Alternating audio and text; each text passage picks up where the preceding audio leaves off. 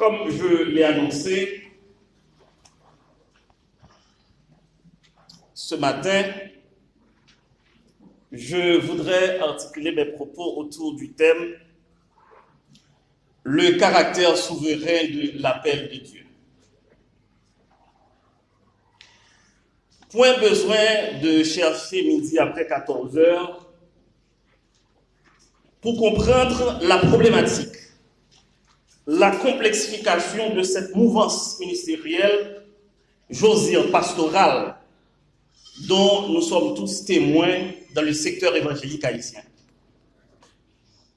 Donc, un tel sujet s'avère crucial dans la mesure où cela pourrait aider vous autres qui êtes, entre guillemets, des appelés jusqu'à présent, et ça pourra vous aider à mieux comprendre votre ministère et répondre à cette interrogation, est-ce que effectivement je suis un vrai appelé ou est-ce que je suis un appelé authentique?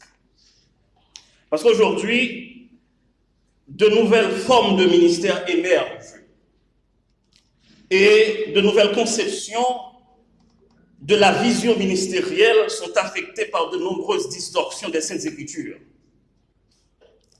La quête de la prospérité. Le pasteur Rosic, la dernière fois, a vraiment bien articulé à ce chapitre. C'est grave dans le secteur. La propension aux titres et aux honneurs. Il y a une lutte acharnée aux titres et aux honneurs ecclésiastiques. Le déni de la formation théologique. Et qui pisait l'interprétation biaisée des Saintes Écritures. Il me semble qu'il n'a jamais eu tant de confusion aujourd'hui autour du statut, autour de la vision, autour de la fonction du ministère évangélique et pastoral. Le sacerdoce est vilipendé aujourd'hui et le pastorat tend à se désacraliser sous le coup du mercenarisme et de l'amateurisme. C'est grave. Face à ce tableau odieux, cette fresque macabre, je voudrais, en vue du développement de nouveaux paradigmes ministériels, vous rappeler particulièrement, je m'adresse à cette assemblée d'appelés qui, je présume, représente l'avenir de cette communauté évangélique, l'avenir de cette mission, l'avenir des églises locales. Je ne me trompe pas. Je voudrais vous rappeler le caractère souverain de l'appel de Dieu à la lumière de ce texte. Et pour le faire, je vais partir de ce postulat fondamental qui va constituer le fil d'Ariane de mon intervention.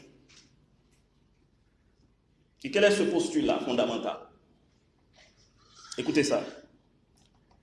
Toute personne que Dieu appelle au ministère était d'abord prédestinée à cela, dans la souveraineté de Dieu. Dès le sein maternel.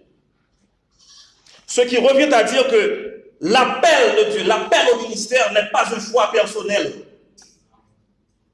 mais plutôt l'obéissance à un plan préétabli par le Dieu souverain. Il n'y a pas à sortir de là. Et si vous ne comprenez pas cela, vous allez avoir de graves problèmes lorsque vous aurez à exercer votre ministère. Allez regarder dans l'Ancien Testament tous les appelés qui se sont succédés dans l'Ancien Testament, sous la voûte éthérée, l'ont affirmé de manière péremptoire, en temps et hors de temps.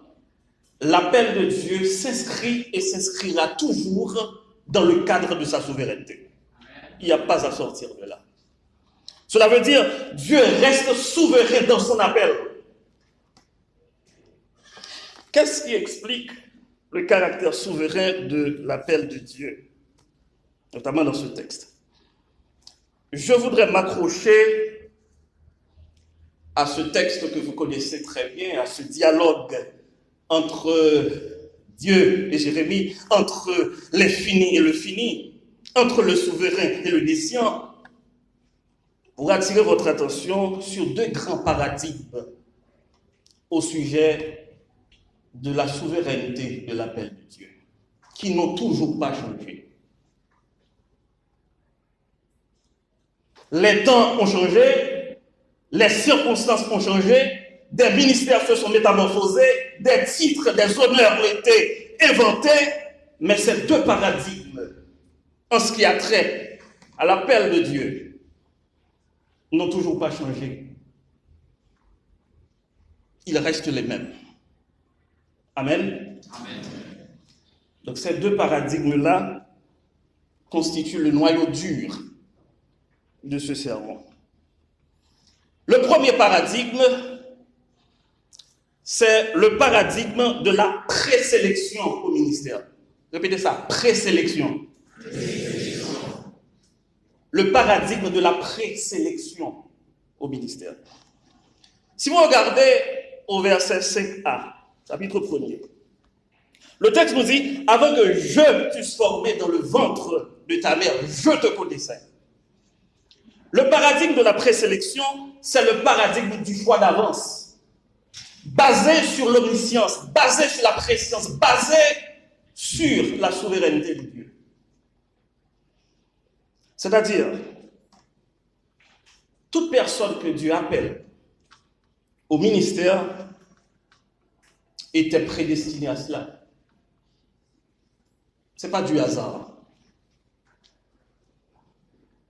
Et votre présence ici à la chapelle n'est pas le fruit du hasard.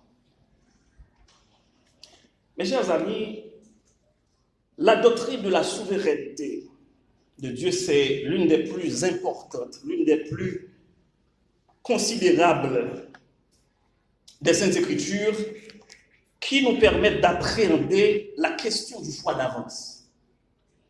La souveraineté de Dieu veut dire que Dieu a le droit absolu de diriger, de gouverner et de disposer de toutes ses créatures comme il le veut, à l'heure dite, à l'heure voulue. Il y a un texte qui corrobore cela, c'est Daniel chapitre 4, verset 35, je cite, « Tous les habitants de la terre ne sont à ses yeux que néant. Il agit comme il lui plaît avec les armées des cieux et avec les habitants de la terre. Il n'y a personne qui résiste à sa main et qui lui dise « Que fais-tu » Cela veut dire que tu peux tout faire sans avoir à rendre compte à quiconque, à personne. Il n'a pas besoin de conseils pour prendre des décisions sur votre vie. La Bible dit, en Psaume 115, verset 3, que Dieu est au ciel. Il fait tout ce qu'il veut. Donc il faut comprendre, mes chers amis, que le principe selon lequel Dieu est bon, il agit en toute bonté, cela s'applique à ses actions souveraines. La bonté de Dieu, sa justice, ses attributs, sa sollicitude, sa bienveillance, tout se conjugue ensemble pour diriger ses actions souveraines. Autrement dit, ses attributs et ses buts ne peuvent pas être dissociés. Dieu ne peut pas agir contrairement à cette nature. Donc, je veux que vous compreniez que votre appel au ministère, c'est d'abord pour la gloire de Dieu. Et ensuite, c'est pour votre bonheur. Il est écrit en Romains 8, verset 30. Et ceux qu'il a prédestinés, il les a aussi appelés. Et ceux qu'il a appelés, il les a aussi justifiés. Et ceux qu'il a justifiés, il les a aussi glorifiés. Autrement dit, le Dieu souverain, écoutez ça, ne poursuit jamais sa gloire au détriment de ses enfants. Ni jamais il ne cherche notre bonheur au détriment de sa propre gloire. Donc tout ce qu'il fait, il fait en sorte que tout concorde pour accomplir son dessein, pour accomplir sa volonté. Et ce, même dans la question de l'appel, c'est ce qu'il veut faire comprendre à Jérémie.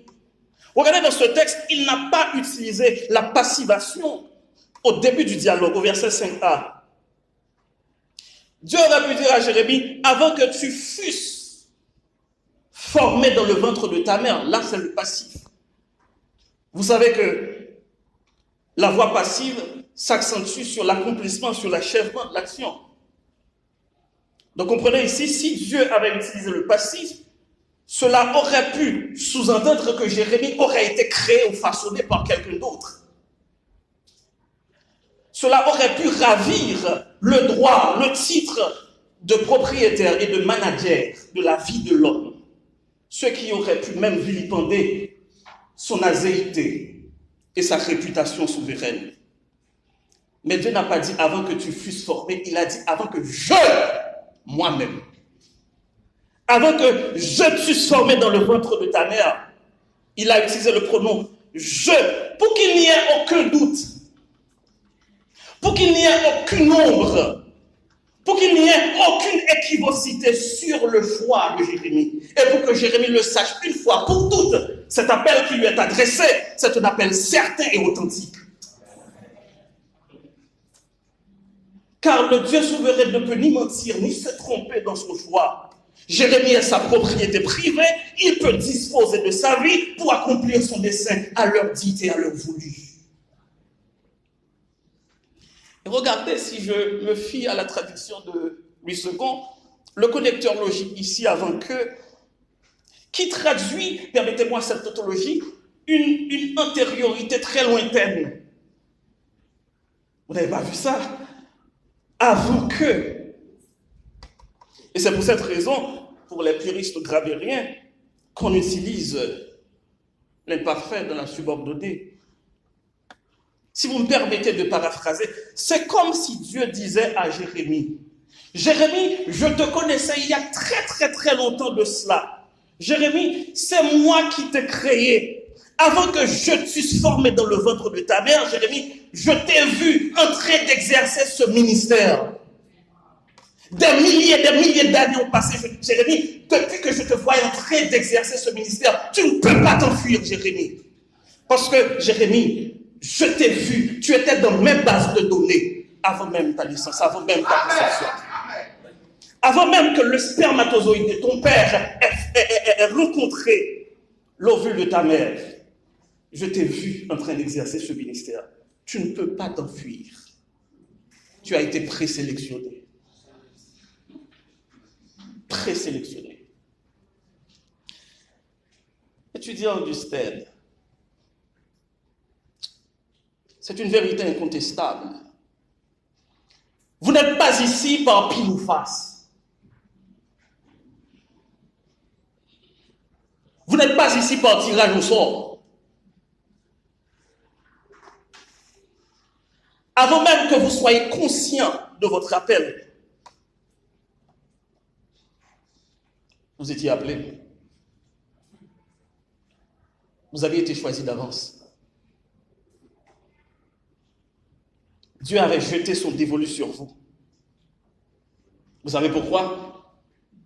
Parce que Dieu vous connaît avant toute culture, avant toute civilisation, avant toute génération. Et son appel est transcendant, son appel est transgénérationnel, transculturel, surnaturel. Donc avant même que vous soyez conscient de votre appel, vous étiez dans les bases de données de Dieu. Il vous avait appelé. Je sais que vous aimez le psaume 139, verset 13, verset 15-16. C'est toi qui as formé mes reins, qui m'as tissé dans le sein de ma mère. Je te loue de ce que je suis une créature si merveilleuse. Tes œuvres sont admirables et mon âme le reconnaît bien. Mon corps n'était point caché devant toi lorsque j'ai été fait dans un lieu secret, tissé dans les profondeurs de la terre. Quand je n'étais qu'une masse informe, tes yeux me voyaient et sur ton livre étaient tous inscrits les jours qui m'étaient destinés avant qu'aucun d'eux n'existât. Donc cessez de vous fuir, de vous enfuir. Parce que vous ne pouvez, écoutez ça, ni proroger, ni résilier la peine. C'est quand vous dites à Dieu, attendez-moi, il y a plein de choses à faire, attendez-moi, j'y reviendrai. Vous ne pouvez pas faire ça. parce qu'il provient du souverain. Il est très puissant. C'est le paradigme de la présélection. Et dans ce paradigme-là, dans ce cadre, Dieu appelle qui il veut, où il veut et quand il veut, sans avoir à rendre compte à personne.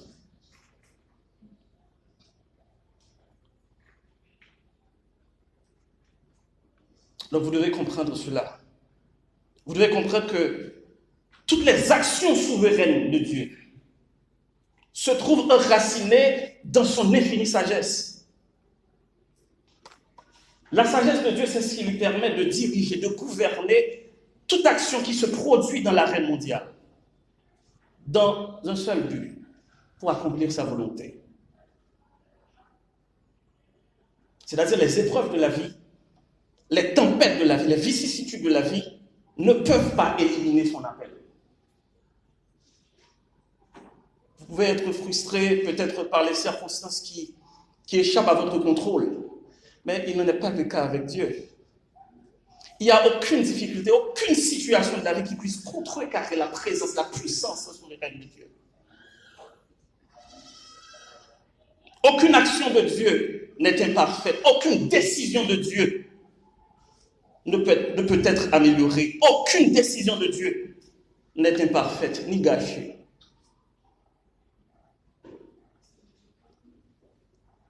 Passons au deuxième paradigme pour comprendre la paix. Le premier paradigme, c'est le paradigme de la présélection. Le deuxième paradigme, c'est le paradigme de la préconsécration au ministère. Présélection, préconsécration. Et nous trouvons ça au verset 5b. Et avant que tu fusses sorti de son sein,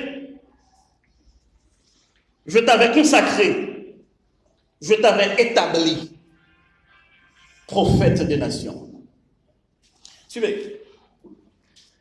Avant les premiers jours de Jérémie, il a été mis à part au ministère qui lui a été destiné. Je fais exprès d'utiliser ce mot. Jérémie a été mis à part pour le ministère qui lui a été comment? Destiné.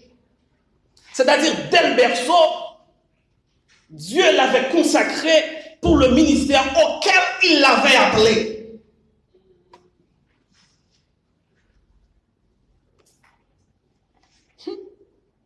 Mais ce pasteur est tombé sur la tête. Préconsécration. Écoutez, si vous ne comprenez pas cela, vous allez vous battre dans le ministère.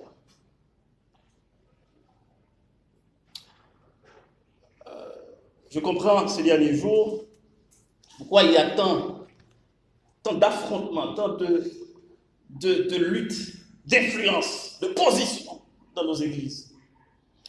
C'est parce que tout simplement, il y a des gens, ou bien entre guillemets des pasteurs, des gens qui se disent être pasteurs, qui se sont fait appeler pasteurs, qui travaillent dans le champ de Dieu, mais qui n'ont pas d'appel, qui n'ont pas été appelés. C'est déplorable de le dire. Et c'est tellement vrai, remarquez ces gens, à l'article de leur mort, qu'est-ce qu'ils font? Ils essaient d'étirer leurs enfants, de travailler leurs enfants comme une pâte à modeler. Vous savez pourquoi? Pour que ces enfants, leurs enfants soient devenus pasteurs et sauvegarder l'héritage ecclésiastique, le patrimoine ministériel. C'est grave ça. C'est comme si le ministère releverait de la transmission de caractère génétique.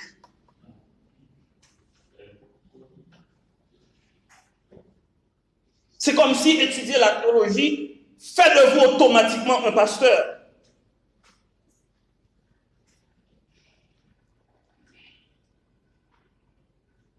Écoutez-moi. Aujourd'hui, il n'est plus question de dynastie sacerdotale. Dans la nouvelle économie, ou dans le nouveau sacerdoce, Christ a fait de nous un royaume et des sacrificateurs pour notre Dieu. Autrement dit, c'est Dieu qui appelle au ministère. Ce n'est pas parce que votre père ou votre oncle soit pasteur que vous le soyez automatiquement, ça n'existe pas.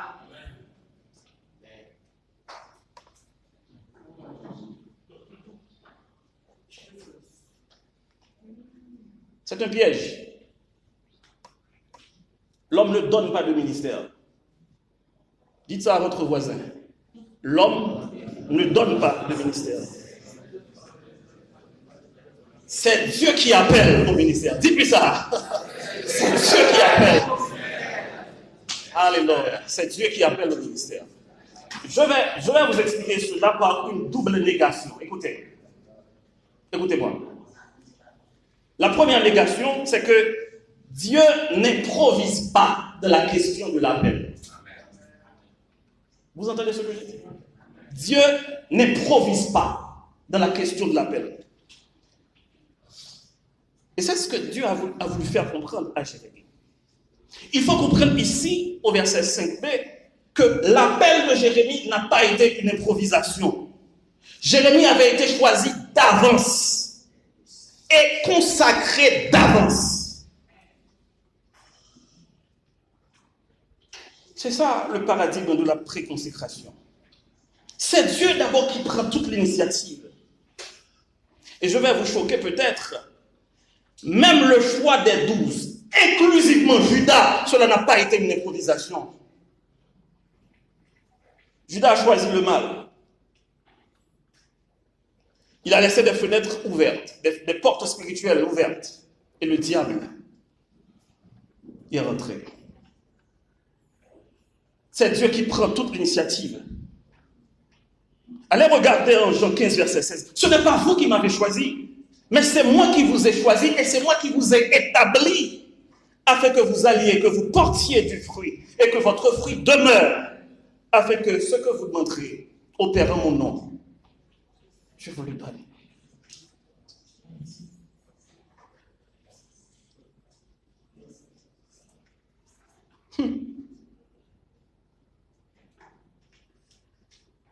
Il y a ce scribe-là, en Matthieu chapitre 8, qui n'a pas compris le paradigme de la préconsécration, ni le paradigme de la présélection. Il a voulu volontairement se fourrer dans le ministère. Il a dit à Jésus, je te suivrai partout où tu vas.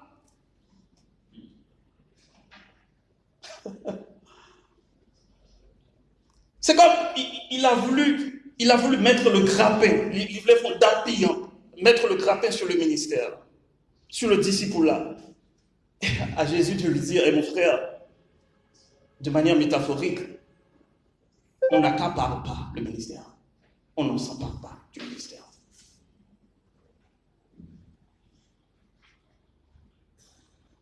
Je comprends pourquoi, aujourd'hui, beaucoup de leaders évangéliques ne font pas long feu. Ils jettent le manche après la cognée. Après le ministère. Parce qu'ils ont choisi de s'immiscer volontairement dans le surnaturel. Et quand ils se sont confrontés à des difficultés, des problèmes de la vie, eh bien, qu'est-ce qu'ils font? Ils abandonnent. Parce qu'ils ne sont pas des vrais appelés, ils ne sont pas authentiques.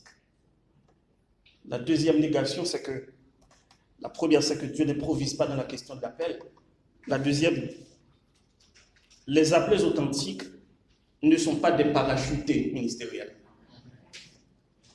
Cela veut dire que leur appel au ministère n'est pas un choix personnel. Je reprends ma thèse, mais plutôt l'obéissance à un plan préétabli par le Dieu souverain. C'est tellement vrai, regardez dans le texte, tandis que Jérémie pleurnicha, donc c'est Jérémiade, Dieu lui esquissa, écoutez, les termes de référence de son ministère conçus à l'avance. C'est-à-dire le plan ministériel de Jérémie a été conçu, préparé à l'avance, avant la fondation du monde. Je reprends. Le ministère prophétique de Jérémie est antérieur à la réponse de Jérémie, la réponse qu'il va donner à Dieu, mais aussi antérieur à sa naissance. Mais Jérémie n'avait pas compris cela. C'est pour cette raison qu'il faisait référence à son jeune âge. Je suis très jeune.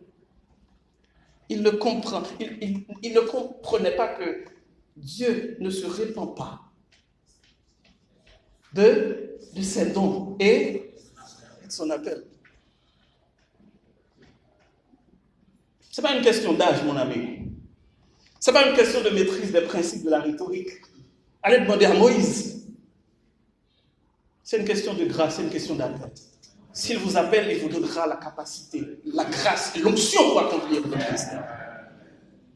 Et remarquez au verset 10, dans ce dialogue, regardez. Dieu, pour aider, supporter Jérémie, Dieu a fait référence à deux figures métaphoriques qui serviront de cadre, de plan ministériel à Jérémie.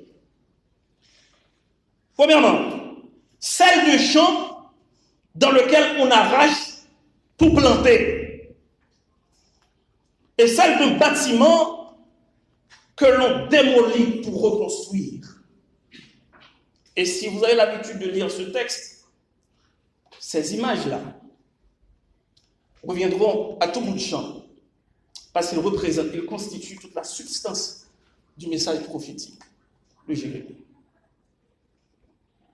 Mais vous autres, vous dites, ah bon, Dieu m'appelle, je ne sais pas vraiment, c'est un contexte difficile, la situation est difficile. Écoutez, outre les oracles que Jérémie devrait adresser sur les nations païennes, il devrait tenir compte également de la politique étrangère, internationale.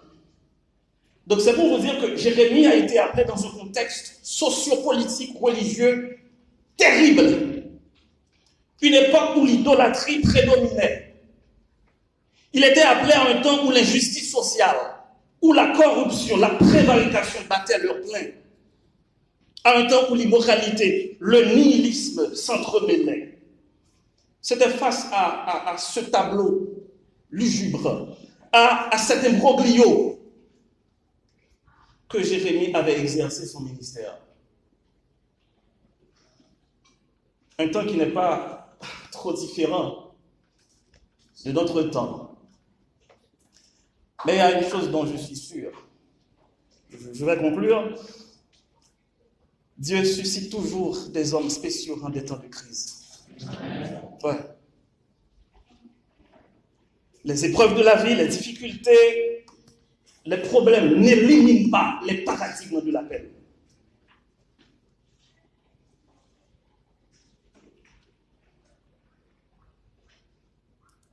Voilà deux grands paradigmes de l'appel de Dieu au ministère, nous permettant de mieux appréhender, de mieux comprendre le caractère souverain de l'appel, celui de la présélection et de la préconsécration. Je vous rappelle, mes chers amis, que votre appel est irrévocable. Votre appel ne peut pas être suspendu ni interrompu. Votre appel ne peut pas être suspendu ni interrompu. Je suis persuadé que si vous êtes ici, vous n'êtes pas des choix manqués. Vous n'êtes pas des ratés ministériels. C'est pour cette raison que je me permets de vous dire, cessez de vouloir être comme l'autre. Parce que tous les ministères ne sont pas symétriques. Nous ne sommes pas et nous ne serons pas appelés tous au même ministère. C'est dans sa souveraineté que Dieu a appelé les uns comme apôtres, les autres comme prophètes, les autres comme évangélistes, les autres comme pasteurs, docteurs, pour le perfectionnement des saints, en vue de l'œuvre de ministère et de l'édification du corps de Christ. Alors ne construisez pas votre vie ministérielle sur celle de l'autre, car votre appel est spécial, Votre appel est individuel, votre appel est personnel et votre appel relève de la souveraineté de Dieu. Qu'il en soit ainsi pour vous et que Dieu vous bénisse abondamment. Je vous invite à présent à vous lever. Nous allons prier sur ce sermon que vous venez d'entendre ensuite. Je céderai la place